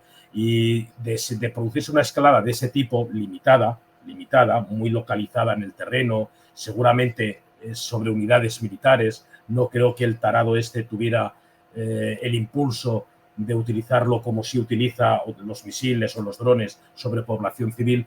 Hombre, yo creo que eso merecería una respuesta también limitada, que no escalaría al conflicto, convirtiéndolo en una tercera guerra mundial, creo yo. Martín, todo tuyo. No. A ver, yo sobre esto, nunca puedes despreciar, digamos, el gesto último de un megalómano, ¿no? Por decirlo de esta manera. Bueno, hubo megalómanos que se pegaron un tiro en un búnker de Berlín y puede darle al botón. Pero pues, yo, como tengo una cierta edad, ya me acuerdo de una canción de un tal Sting, vocalista de Police, que empezaba y todavía no había caído el muro: los rusos también aman a sus hijos. Lo digo porque lo que era válido en 1986-87 es mucho más válido en 2024. Dudo muy mucho que ninguno de los que rodean a Putin, sus mujeres, sus hijos, el capitán que le lleva el maletín, el chofer que conduce la limusina, estén dispuestos a que les caiga a ellos una andanada nuclear, porque no hay duda, porque ya lo ha dejado claro Estados Unidos, por soltar una bomba nuclear que además no iba a cambiar la guerra, soltar un arma nuclear táctica, ahí a la altura de Kursk, no iba a cambiar la guerra para Rusia, pero la que le iba a quedar a cambio sí. Esos juegos, yo creo que ha habido tantas, que decir, si bombardean Crimea habrá escalada nuclear, si mandan aviones habrá escalada nuclear, si mandan tanques. Es que yo lo recuerdo, fíjate, en marzo del 2022, recuerdo al portavoz, a Peskov, el portavoz del Kremlin, diciendo que si se mandaban cañones de 155 milímetros, piezas de artillería, eso supondría una escalada. En marzo del 22, marzo-abril, todo lo que ha caído, estamos viendo un ejército ucraniano moviéndose libremente, porque está moviéndose libremente por territorio ruso. Eso es escalar. Hombre, yo siempre pienso, escalar. ¿Y qué va a hacer Rusia? ¿Invadir Ucrania? ¿Qué va a hacer Rusia? ¿Violar mujeres ucranianas? ¿Qué va a hacer Rusia? ¿Bombardear Kiev? ¿Qué va a hacer Rusia? ¿Matar prisioneros de guerra ucranianos? ¿Robar lavadoras? ¿Qué va a hacer? ¿Bombardear ciudades ucranianas como lleva haciéndolo 2 años y medio? Escalar, le quedan pocas escalas, porque es que ya ha pasado todas. La nuclear es la única que le queda, pero es que si hace eso, Rusia desaparece. literalmente, pasa a ser un paria de la historia y la trocean. No Ucrania, entendamos, porque ningún país del mundo podemos convivir con otro que se permite el lujo de lanzar bombas para resolver guerras que ha desencadenado él, guerras totalmente locales. Es decir, pero es que si se permitiera eso, se permitiría que Pakistán bombardeara la frontera afgana porque le han atacado un puesto fronterizo. Se permitiría que Corea del Norte bombardeara Seúl porque no le han llegado los últimos modelos del LG de su archienemigo. Se permitiría todo. Entonces, eso es una barrera que la humanidad nos hemos impuesto después de 1945. Y van a tolerarle a Putin que lance una andanada nuclear porque ha perdido la carretera circunvalatoria alrededor de Kursk y es muy humillante. Bueno, pues si te metes en aventuras a lo mejor terminas humillado. Yo creo que esta guerra va a terminar con Putin saltando por una ventana o detenido, acusado además de agente de la CIA. Fíjate, y lo llevo diciendo años, creo que Javier, que me sigue desde hace mucho, lo sabe. Yo creo que los libros de historia de Rusia se escribirán explicando que todo esto fue un inmenso error. No, que es que Putin trabajaba para y originó una tremenda guerra que humilló a Rusia y la derrotó. Y la culpa será de Putin, pero porque era agente del otro lado. Esta es mi teoría de cómo va a terminar todo esto. Y va a haber mucha gente que lo pare. Paren, porque esto no tiene sentido para Rusia. Realmente, es un problema que se están acumulando y lo único que va a originar es una frustración mayor en Rusia, una ruina en Rusia, aparte de que los cementerios de Rusia van cargaditos, cargaditos de gente. ¿Y el papel de China en todo esto, cómo lo ves? ¿Cómo crees tú que puede ¿Qué ha hecho China en estos 2 años y medio? ¿Cuántos tanques ha mandado a Rusia? Ha intentado mediar. ¿Lo ha recibido? Ha intentado mediar. Ha intentado mediar. Bueno, pero la mediación de China, ¿en qué consiste? Mira, Zelensky, déjale a Putin que se quede con esto. El problema, esto habría valido en 2014. Fíjate, yo tengo la teoría, es injusta para Ucrania. Si esta guerra hubiera sido la primera de Ucrania, esa mediación, como la de otros líderes, pero es que cuando viene Xi Jinping, pero el otro día Orbán, podríamos poner ejemplo, y se pone a mediar entre, y dice, oye, pues hay que ceder algo, eso ya ocurrió, es que eso ya lo hemos vivido en 2014. A Ucrania ya dijeron, oye, bueno, cede Crimea y deja aquello y firmamos Minsk. Y 10 años después, bueno, 7 años y medio después, 10 ahora, al final están diciendo lo mismo, pero más a lo grande. Con lo cual Ucrania sabe que dentro de 7 años, 5, 8, le va a volver lo mismo. Con lo que en vez de desde donde empezó esta invasión, desde Crimea, Lugansk y Donetsk, le va a empezar desde Zaporilla y le va a empezar desde...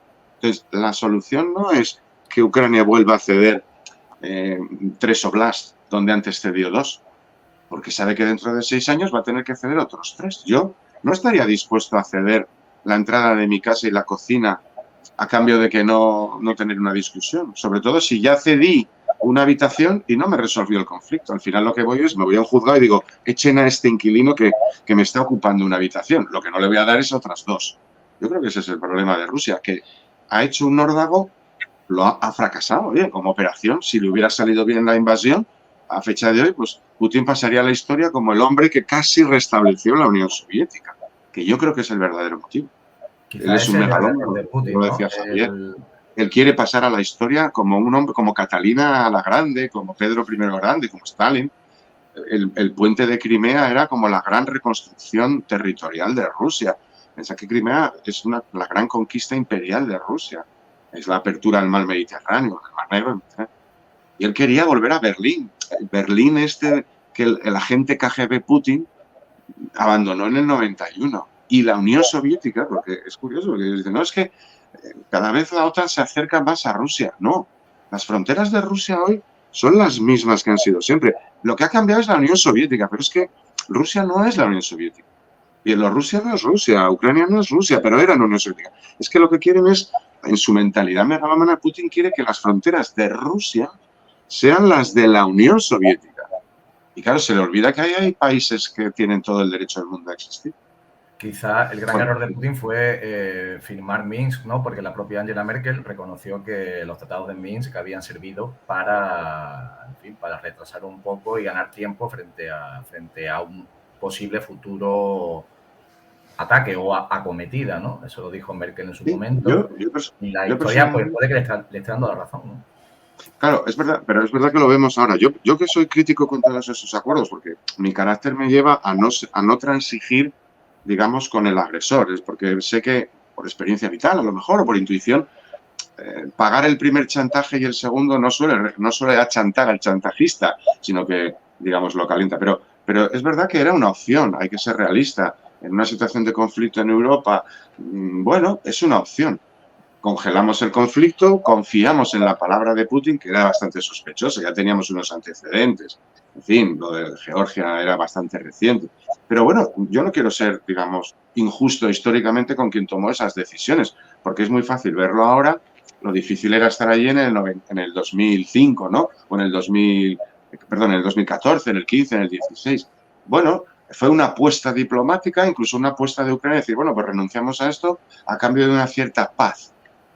Ahora es fácil ver que aquello fue una trampa, pero lo que tenemos claro es que fue una experiencia histórica. Por eso fracasan ahora estas mediaciones, porque todo el mundo sabe que ya se intentó y no sirvió de nada. Entonces, ¿por qué va a servir esta? No hay garantías. Putin no ofrece ninguna garantía real.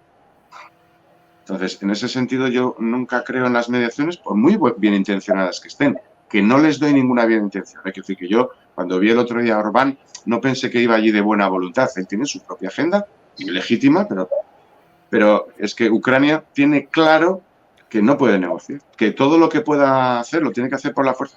Ya no solo por la fuerza, sino que sea Rusia la que llegue a la convicción profunda de que no puede utilizar la fuerza para violar las líneas de la frontera.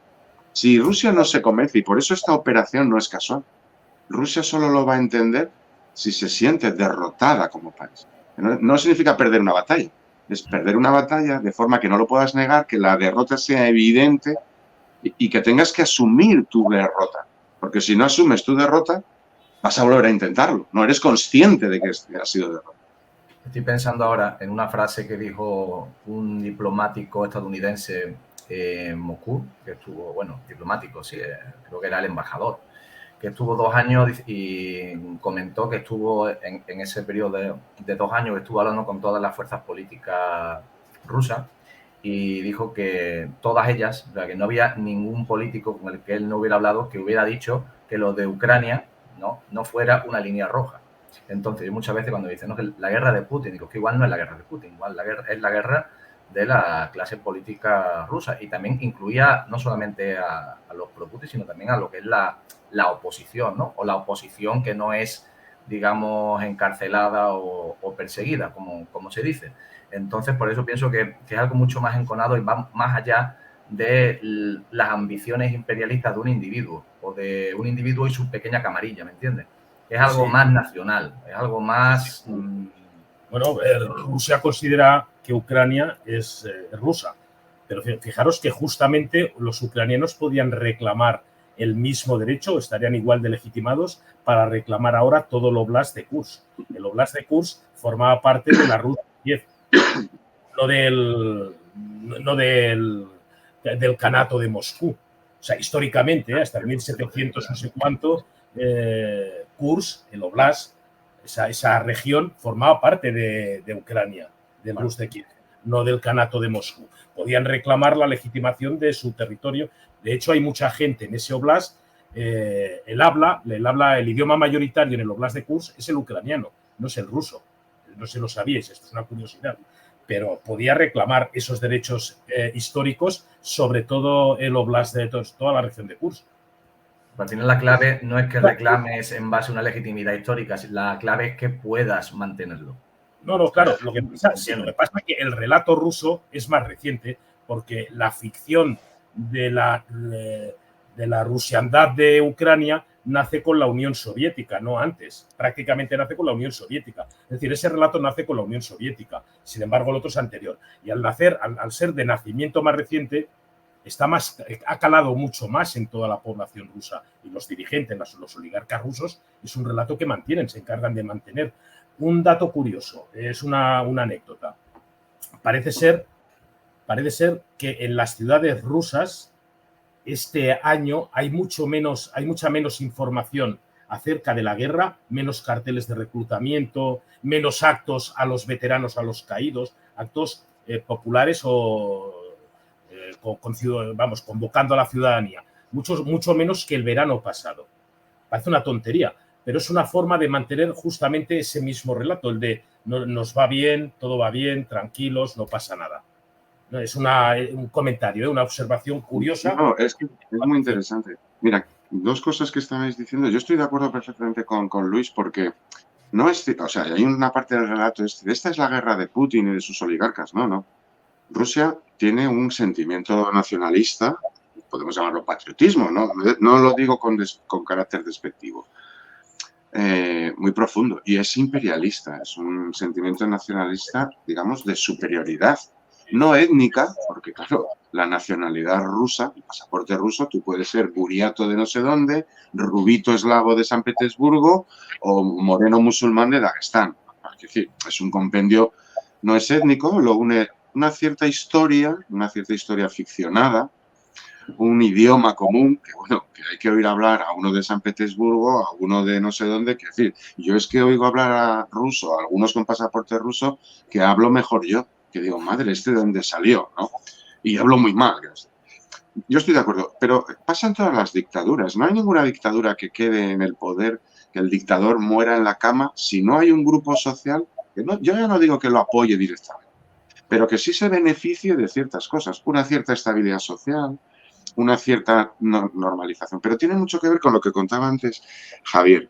Yo creo que no nos damos cuenta que el régimen ruso, heredero del mundo soviético, es literalmente, ¿cómo se llama?, el gran hermano. Es decir, lo que estaba hablando él es un país muy patriótico, que se hincha a hacer todo tipo de conmemoraciones. De repente empieza a disminuir el número de recuerdos de esta guerra. Y habrá un día, y a no mucho tardar, en el que Oceanía nunca estuvo en guerra con Eurasia, mientras sigue la guerra en Ucrania. Fíjate lo que te estoy diciendo. Porque no le interesará que ya nadie hable, ni le interesará que los veteranos salgan por la calle vestidos con ropa militar, porque eso va a poner en peligro al propio régimen, que ha estado vendiendo la guerra como algo existencial y va a negar la existencia de la propia guerra. Hay que entender, yo recomiendo a todo el mundo, para entender bien lo que pasa en Rusia, empezar por eso, por el Gran Hermano, 1984, todo este tipo de lecturas, porque es que se escribieron para explicar Rusia y la explican perfectamente y cada vez lo explican mejor porque los medios de comunicación manipulados por un ente tan poderoso como es el Kremlin funcionan así. Es decir, es verdad que hay muchos rusos, luego hay otra parte del alma rusa, ¿no? Es una expresión, entendedme, que significa, ellos ven los problemas. Saben que hoy mismo yo estaba viendo vídeos de gente, civiles, que han salido de estas localidades rusas porque han llegado los ucranianos, se van y en vez de decir, ¿cómo han llegado aquí estos ucranianos que nosotros nos hemos ido de nuestra ciudad porque ha venido la guerra a nosotros? Salen, se hacen un vídeo y le piden a Putin que les ayude porque no tienen dónde dormir estas noches, que les mande ayuda a Putin. Es un poco el mundo al revés, ¿no? No se dan cuenta que esa situación la ha creado una serie de decisiones que se tomaron en Moscú. Si no hubieran invadido Ucrania, los ucranianos no estarían ahora entrando en Rusia. Yo no me quiero imaginar alemanes que en 1944, mientras ardía Hamburgo, bombardeada por los americanos, se grabaran mirando al Führer diciéndole, Adolf, mira a ver si nos mandas bomberos, porque no sabemos por qué nos bombardean unos tíos que hablan en inglés. Nos parecería a todos, dirían, bueno, estos están enajenados. No se dieron cuenta cuando invadían Polonia, Francia, Holanda, la Unión Soviética, que en algún momento... Esa mentalidad enajenada tiene mucho que ver con las redes sociales, con la comunicación controlada desde siempre.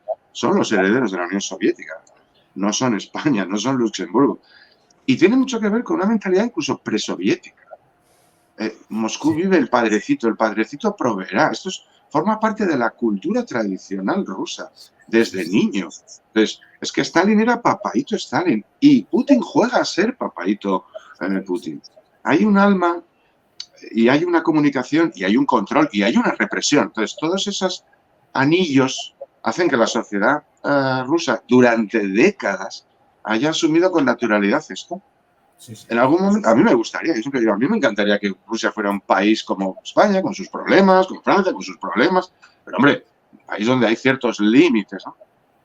A estas alturas casi me da igual, porque no afecten a los demás.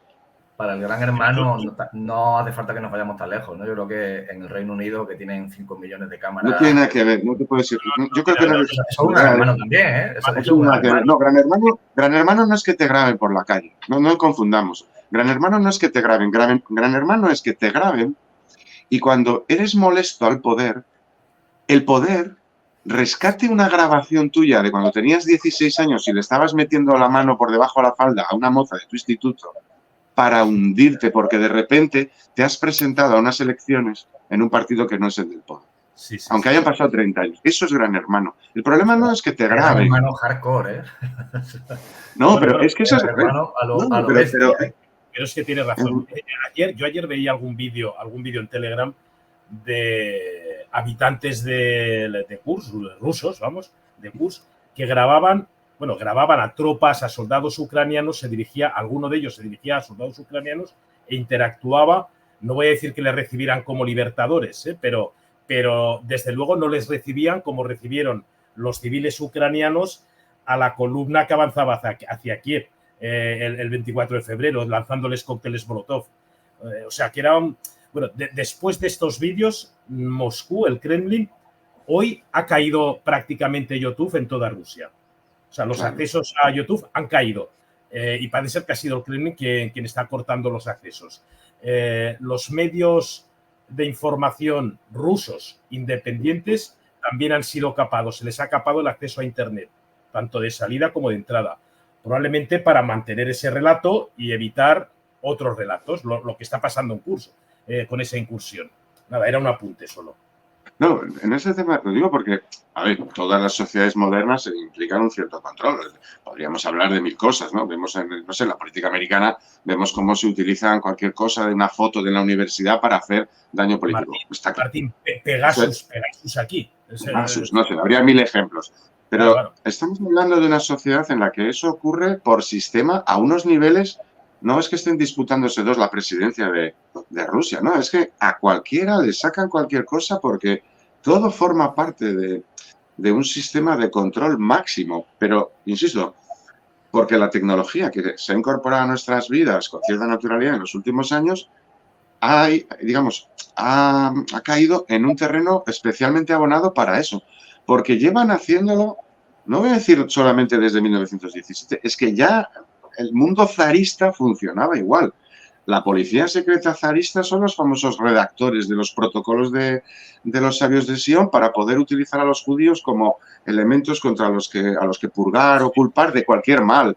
Y después de los judíos, pues los letones y los bolcheviques hicieron lo mismo. Es decir, y cualquiera que se mueva un ápice del discurso oficial, al día siguiente desaparece, pero no físicamente, desaparece de los libros. Es decir, es una sociedad especialmente, digamos, tendente a eso porque lo tiene muy incorporado. Lo cual no significa que en otras también, que el totalitarismo no es exclusivamente, digamos, en lengua rusa, pero tiene que haber unos condicionantes que en el caso de la sociedad rusa se da. A ver, yo creo que es mucho más fácil. En los últimos 150 años, ¿qué experiencias realmente democráticas ha habido en Rusia? Cero. Si recorremos la historia del resto de países de Europa, Polonia, aunque no fue país, tuvo pues sus 20 años de, llamémosle, semidemocracia entre guerras y lleva 30, 40 años. Es decir, ha tenido experiencias democráticas y no. Bulgaria, todos los países, incluso Turquía ha tenido alguna experiencia democrática, salvo Rusia. Y yo nunca creo en las casualidades históricas, lo digo tan sencillo, es decir, que una nación tan grande, tan importante y con algunos intentos históricos de europeización seria, Catalina, San Petersburgo, todo ese proceso de incorporación a la Europa del siglo XIX, la participación en las guerras napoleónicas, ese fue el momento más europeo de Rusia y luego se retrajo. Es verdad que siempre tienen la salida oriental y pesa mucho en el alma rusa la salida oriental, porque es el mundo de Gengis Khan. Hay una mentalidad gengiskaniana en todo eso, oriental en el sentido de absoluta. Y esas dos almas geográficas, políticas, esas dos tensiones que se ven, influyen. Y luego llevan una experiencia, ahora es que si estás gobernado por 70 años de bolcheviques, cuya solución a los problemas es mandar a la gente a un gulag, generación tras generación, eso queda grabado y sigue presente. Bueno, se ha alargado este tema. Ha estado tan interesante la charla que se ha alargado el tema. Como queda muy poco tiempo, dejamos otro día para explayarnos sobre el tema de Puigdemont, pero sí que me gustaría, sí que me gustaría, Javier, que dijeras todo lo que quieras decir sobre ese tema y después que den su opinión Luis y Martín. Bueno. Y lo dejamos para otro día y le dedicamos todo el programa a eso. Di todo lo que quieras decir sobre eso. Muy breve.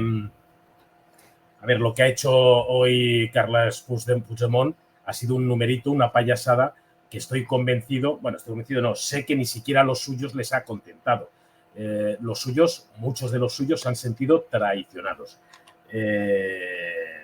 Ha usado a la Asamblea Nacional de Cataluña, a la ANC, ha usado a los CDRs que prácticamente ya no existen, los ha intentado convocar, la ANC sí que le ha dado soporte a ese acto que han preparado esta mañana, ha tenido sus 5, casi 6 minutos de gloria despachándose y luego ha desaparecido como suele hacer probablemente en otro maletero de ese Honda H no sé qué, que he sacado por ahí la ficha en tráfico del coche de ese Mossos d'Esquadra que ya ha sido detenido. Parece ser que hay 2 Mossos ya de Escuadra detenidos, pero me consta que ha habido por lo menos 12 agentes de Mossos d'Esquadra de forma voluntaria que han participado en la protección y en escoltar a Puigdemont hasta esos 5 o 6 minutillos de gloria. Todo el mundo esperaba que apareciera en el Parlamento en un momento u otro. Es que hasta en el último momento, en el momento de la votación, una vez que han finalizado las intervenciones del candidato, de los distintos portavoces de los grupos parlamentarios, había gente que esperaba que apareciera por ahí Puigdemont en ese último momento y que Rull pudiera, el presidente del Parlamento, pudiera suspender la sesión in extremis. Bueno, ha demostrado que es un payaso, lo que ha demostrado es que es un cobarde, payaso, que ha seguido engañando a su gente y que ha contado una vez más con la complicidad de parte de las instituciones. Hay quien dice que esto es un pacto entre el propio Sánchez y Puigdemont para mantener el apoyo de sus 7 diputados y que esta pantomima estaba tolerada y sabida y apoyada o conocida o tolerada desde la Moncloa. Bueno, yo no sé si eso sea verdad, pero lo que sí es seguro, yo no lo creo, pero lo que sí creo es que por parte de Sallent, del comisario en jefe de Mossos d'Esquadra, al que conozco desde mi época de la facultad, porque este pájaro, bueno, el señor comisario en jefe, en aquella época formaba parte de la junta directiva de la FENEC, que era el sindicato ya independentista en el que estaban los cachorros de Convergencia, alguno de Unión, pero también sobre todo de lo que era entonces el PSAN y de Esquerra.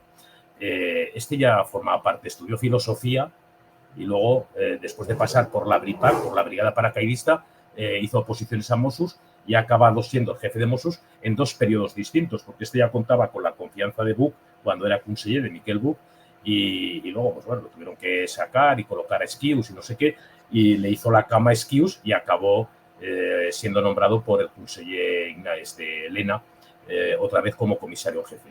Sallent yo creo que es conocedor de lo que era conocedor de lo que ha pasado. Es imposible que Mossos estuviera informando, diciendo esta misma mañana que tenían localizado a Puigdemont, y que no practicaran la detención.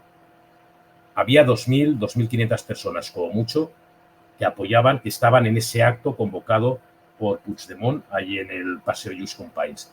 2.500 personas, la mayoría, pues los de siempre, ¿no? Los abueletes del lazo amarillo y, bueno, gente que no tiene otra cosa que hacer y que todavía mantienen la ilusión de que tienen un presidente en el exilio porque, bueno, pues se han tragado ese relato y ese engaño.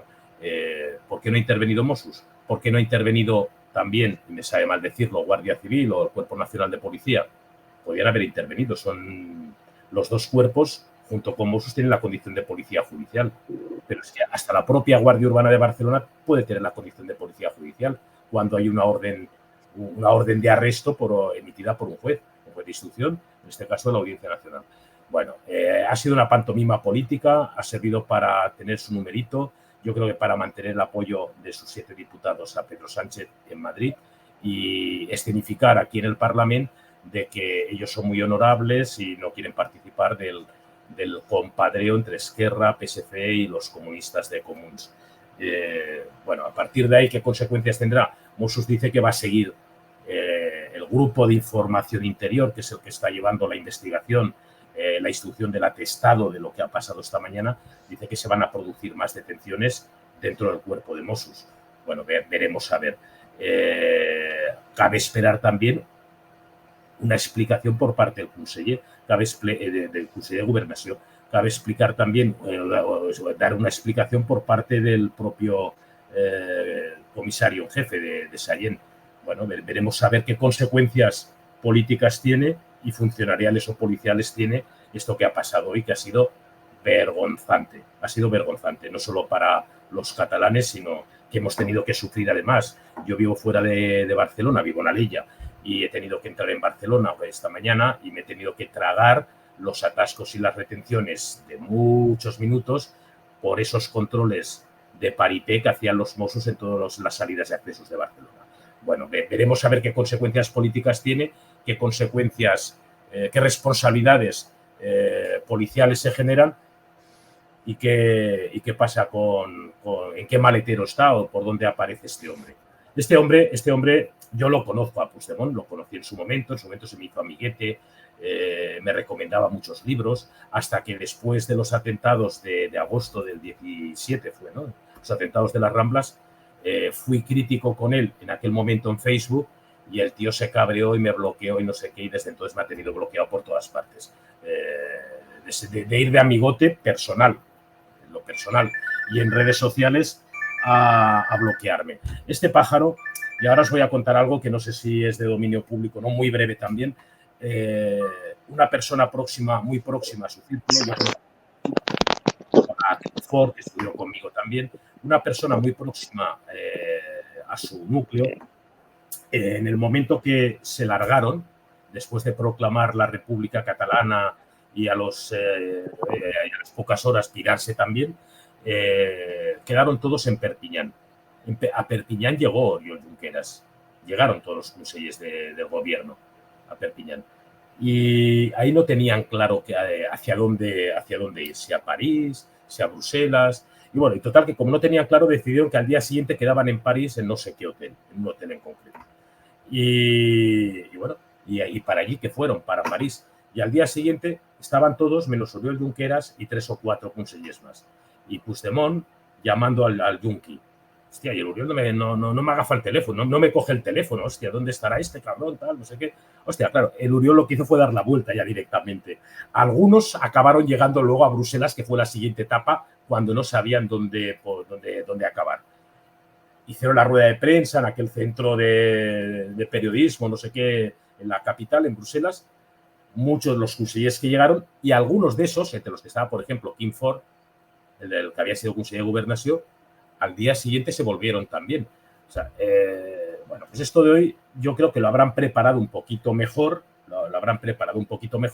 Igual no ha tenido que ir en un maletero y ha ido con una peluca rubia y con unas pestañas con rímel de 3 dedos y ha ido sentado como copiloto en algún coche. Pero si es que este personaje funciona así, siempre improvisando. Es un personaje que siempre improvisó. Su propia llegada a la presidencia de la Generalitat fue improvisada. Recuerdo, porque me lo explicó, bueno, da igual, sí, David Madí, que era el hombre de confianza en ese momento de Artur Mas, que estaba siendo vetado permanentemente por la CUP en el Parlamento. Artur Mas, que fue aquella campaña que parecía Moisés en los carteles, y Madí llama al presidente. Tenemos un chico en Girona, el alcalde este nuevo que tenemos en Girona, que podría ser una buena solución. Y ya he hablado con la CUP, lo aceptaría, no sé qué. O sea, pues venga, va, que venga mañana, comemos y hablamos. Puigdemont vino a esa comida con Artur Mas, creo que fue el mismo sábado que por la tarde, en la sesión de la tarde, fue propuesto como presidente, y allí Puigdemont se puso la chichonera y a todo lo que le pedía Artur Mas, si presidente, el que faci falta presidente, pero tú serás un mero testaferro, por supuesto, el que usted diga y lo que usted diga, con la chichonera y tal. Pero luego le salió rana y le hizo la cama, pasó de ser testaferro a ser administrador de hecho y de derecho, y le hizo la cama a Artur Mas. Por eso luego el propio Puigdemont fue más pillo y sí que se buscó un testaferro que fuera un testaferro a sueldo y poco más. que fue Quim Torra, al que también conocí, con el que también he compartido en su momento alguna tertulia, otro personajillo. Es un mundo de personajillos del procés del separatismo catalán, es un mundo de personajillos, en el que probablemente que el único que tenga algo más de dignidad justamente es Oriol Junqueras. Él quiso volver a pechugar, asumir las consecuencias de lo que había hecho o de aquello en lo que había participado, pero Puigdemont, un payaso. Ya está, creo que me he extendido un poquito más. Pero no pasa nada. Está bien. Fíjate, Javier, que Puigdemont, antes de venir, dijo que si él resultaba detenido, dejaría de apoyar al PSOE, al gobierno en el Congreso, ¿no? Estamos hablando de que tumbaba la legislatura o la dejaba tiritando. Y fíjate hasta qué punto hay una connivencia. Yo sí creo que hay una connivencia con el PSOE, está bastante claro. El propio consejero de seguridad del Ayuntamiento de Barcelona, que es del PSC, aprobó el meeting en el que salió Puigdemont y ha estado comiendo tranquilamente. Hay fotos en redes de gente que se ha hecho fotos con él. Ha estado comiendo, no la ha detenido nadie. Y a mí que no me cuenten películas. O sea, ¿dónde está la inteligencia? ¿Dónde está la fuerza de cuerpos de seguridad? Nadie lo ha detenido porque sencillamente había un pacto para no detenerlo. Sencilla y llanamente. Es así. Y los pobres desgraciados que han sido detenidos, acusados de colaboración, como salvo Turull, que sabemos que es culpable al 100%, el resto son pues cabezas de turco. Pobres desgraciados, cabezas de turco. En cuanto al independentismo catalán, ¿está muerto? No. La respuesta es no. Está muerta una de la cabeza de la hidra, que es la DUI, la Declaración Unilateral de Independencia. Eso está caput. Eso ya no tiene, eso no se puede ya más alargar. Pero sí que tenemos ahora la estrategia de Esquerra Republicana, que ya la reveló en su momento Joan Tardá, que dijo primero el Estado federal y después la independencia. Justo lo que estamos viendo ahora es todas estas concesiones para que Salvador Illa haya sido investido presidente, como por ejemplo el traspaso del 100% de esto de la... No me sale, coño. De los impuestos, joder, que no me salía, coño. Y poco a poco se va avanzando en ese federalismo que Pedro Sánchez lo ha dicho perfectamente sin ningún tipo de problema, como si fuera algo deseable, algo bueno para España, pero un federalismo completamente asimétrico, confederal, más bien se podría decir, más que federal, y esa es la estrategia que el independentismo va a llevar ahora. Y ya no va a ser Junts el partido protagonista, ya no va a ser Puigdemont el protagonista, por mucho que se empeñe en hacer este tipo de llamadas de atención. El protagonista ahora va a ser Esquerra Republicana de Cataluña, que muchos dieron por muertos tras las elecciones catalanas, y de eso nada. De hecho, el peso ahora del independentismo lo vamos a ver en Esquerra, que yo me pregunto qué tendrá de izquierda el querer levantar fronteras étnicas entre trabajadores. Pero de hecho, Luis, el separatismo en Cataluña, históricamente, siempre ha sido siempre ha estado posicionado a la izquierda, siempre. A la derecha no ha habido prácticamente fuerzas políticas independentistas de relevancia. Hasta que Convergencia hace el giro. Y el giro que hace Convergencia, que acaba siendo Junts, Convergencia entre medio y no sé qué, lo hace justamente como una estrategia para tapar la corrupción de los Pujol. O sea, la corrupción de 23 años de gobierno puyolista, de gobierno convergente, es lo que impulsa a Convergencia, a la derecha nacionalista, que no independentista, a hacerse independentistas. O sea, a Artur Mas también lo conozco, a Xavier Trias lo conozco, no eran independentistas. O sea, fue la corrupción de sus 23 años de gobierno de la Generalitat de manos de Pujol lo que les obliga a ocupar un espacio que es verdad que se lo ganan rápidamente a Esquerra. Esquerra lo que ha hecho ahora con esta maniobra con el PSC, de acuerdo con el PSC, ha sido reubicarse o reubicar el separatismo, el independentismo catalán justamente en la izquierda, que era algo tradicional y que se lo había usurpado Convergencia. Que Convergencia a partir de ahora, pese a tener más diputados que Esquerra, va a tener un papel puramente testimonial, sobre todo Puigdemont. Esto es evidente. Han hecho un pacto de investidura que acabará siendo probablemente para mantener ese gobierno, porque va a ser difícil gobernar en Cataluña sin un pacto de gobierno o con apoyos pactados para según qué leyes pretendan aprobar. Seguramente acaben teniendo que entrar en gobierno, pactando gobierno. De hecho, una de las cosas que se barajaba en ese pacto y que luego Marta Rovira dejó claro que lo habían acabado descartando, que ellos lo hacían de forma altruista, per el bien dels països catalans y de la Republiqueta, era mantener, o sea, en los primeros borradores del pacto con el PSC, que al final es un pacto con el PSOE, aquí quien ha dado el visto bueno a este pacto no solo han sido esos militantes de Esquerra, que dudo la legalidad de ese proceso de votación, porque no me consta que se les exigiera estar al corriente del pago de cuotas. No me consta que no se les dejara votar. Esquerra tiene tres consideraciones de afiliados. Afiliados en sus estatutos, afiliados no adscritos y amigos de Esquerra.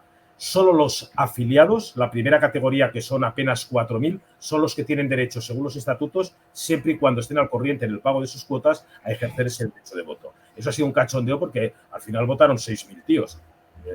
Votarían los familiares, los amigos, no lo sé. Pero en cualquier caso, en los primeros borradores de ese pacto, Esquerra exigía mantener a todos sus rangos intermedios en todas las consellerías.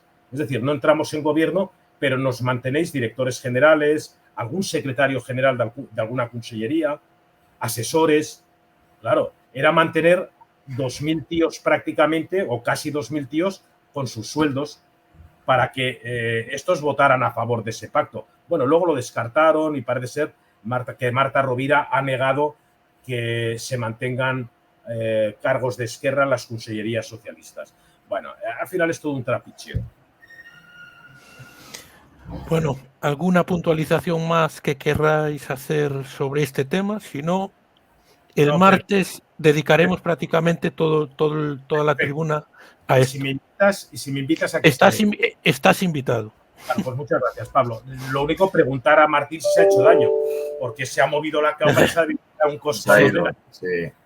Yo quería, bueno, despedirme tanto de Javier, bueno, de Pablo no, porque Pablo lo tengo muy visto, yo lo conecto todos los días por WhatsApp, casi todos los días por WhatsApp, pero de Pablo, de Javier y de Martín, porque me ha parecido una tertulia súper interesante, yo he aprendido muchísimo y la verdad es que ha sido una hora y 40 bastante entretenida y se me ha pasado volando, así que, y un placer conoceros, por supuesto. Ya ha sido un placer también.